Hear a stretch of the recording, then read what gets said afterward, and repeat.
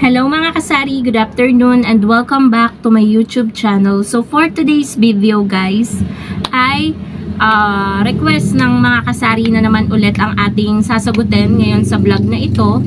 So noong nakaraan, nag-share po ako mga kasari na kung paano dadami yung customer. Ngayon, ang tanong naman ng mga kasari natin is kung paano daw dadami ang benta or yung income ng sari-sari store nila.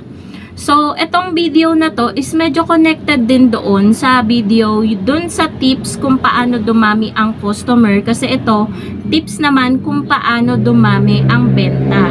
Siyempre, kapag madaming benta, it means na madaming customer yung sari-sari store mo.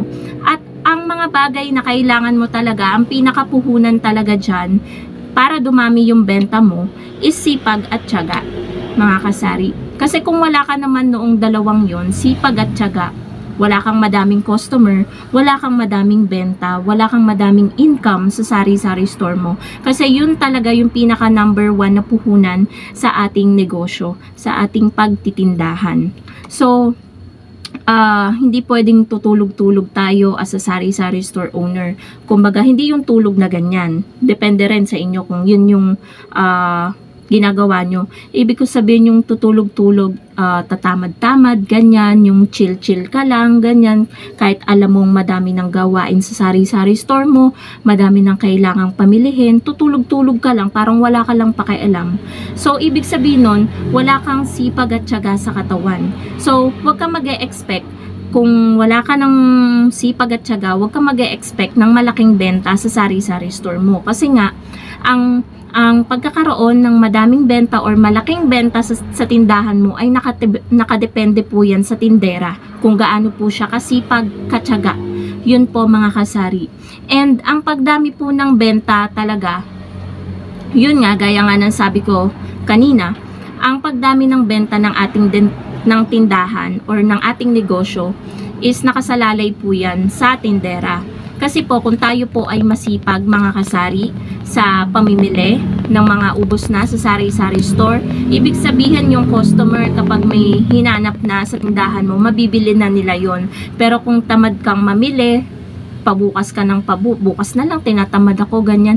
Bukas na lang kasi may lakad pa ako. Siyempre kapag nagnegosyo ka, mag-e-exert ka talaga dyan ng effort. Lagi mong uunahin yung business mo kesa sa mga bagay na hindi naman masyadong importante. Kasi kapag ginusto mo, kailangan mo talagang panindigan kapag inumpisahan mo. Kasi ang pagtitindahan, hindi lang naman yan basta pagtitinda. Nauubos yung oras natin dyan bilang isang tindera. Sa buong maghapon, minsan lahat ng gawain natin kulang pa, 'di ba? Madaming makakapagpatunay. At isa na din ako doon, guys. Kaya yung paglaki ng benta ng isang tindahan ay nakadepende kung gaano kasipag ang tindera. Kasi nga po, ayun nga, gaya nga po, nakaka-relate din ako dyan.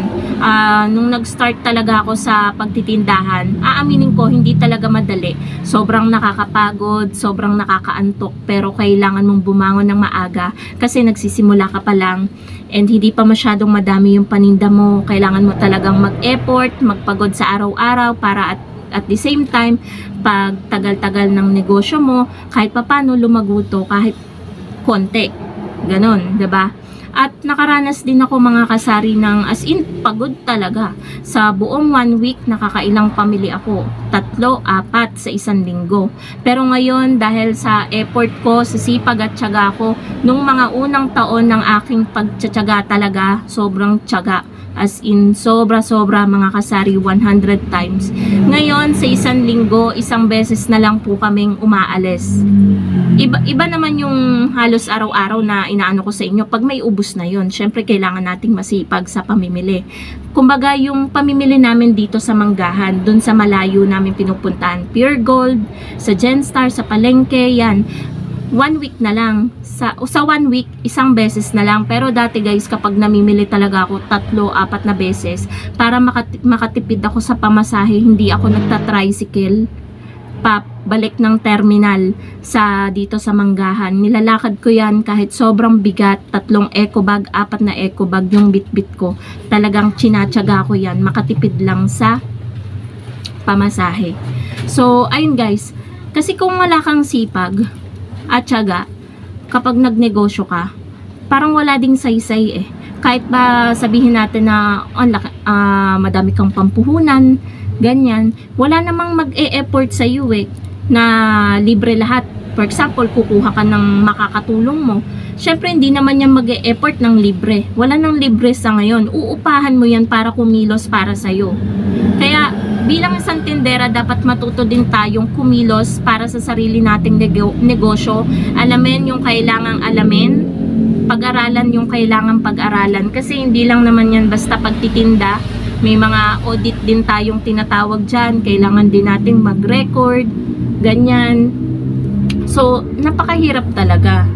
'Di ba? Pero kung nasa ulado mo na yung araw-araw mong ginagawa, sanay ka na sa araw-araw mong ginagawa, naging routine mo na yan sa araw-araw, wala nang hihirap doon. Kasi ang isang bagay kapag sinabi mong mahirap, talagang mahirapan ka. Pero kapag yung sa loob mo, sasabihin mong mahirap, pero fighting ka palagi, matatawid mo yan eh.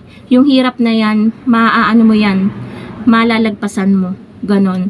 And sa una lang talaga tayo, sobrang mahihirapan kapag nag-i-start tayo ng negosyo. And kapag lumaon na yan, nagtagal na kahit papano, dadami na yung paninda mo, dadami na din yung benta mo. Kasi guys, kapag madami kang paninda, madami kang may o-offer sa customer, dadami talaga yung iyong benta. At yung mga needs ng customer, yung mga nire-request sa'yo ng customer, kung sa una pa lang binibili mo agad, doon po dadami ang inyong benta.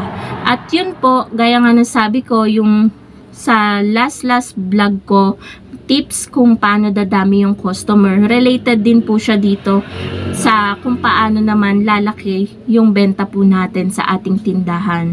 So kapag madami po tayong customer, ibig sabihin, lalaki po yung benta natin sa ating negosyo, ganyan. And ako po mga kasari, nagsasalita po ako, hindi para maging expert, ganyan. Nagsasalita ako bilang isang tindera na lahat ng sinasabi ko dito sa ating video, sa ating vlog ay pawang katotohanan lamang. Na ang number one puhunan talaga natin dito sa ating negosyo, sa ating pagtitindahan ay sipag at tiyaga. Yun lang po. And the rest, to be follow na po yan. Diba? Kapag may sipag at tiyaga kasi walang imposible na yung maliit mong benta noon ay maging triple or maging 5 times or 10 times pa ang laki kapag meron kang sipag at tiyaga. Kaya mga kasari, wag po tayong panghihinaan ng loob sa una. Kung tayo po ay nagsisimula, wala pa tayong madaming customer, and tiyaga-tiyaga lang po tayo, mag-antay ng tamang panahon and doble ang pagsisipag. Darating din po yung time natin na lalaki din po yung ating benta. So yun lamang mga kasari ang ating vlog for today. Thank you so much for watching and happy selling po sa inyong lahat. Bye guys!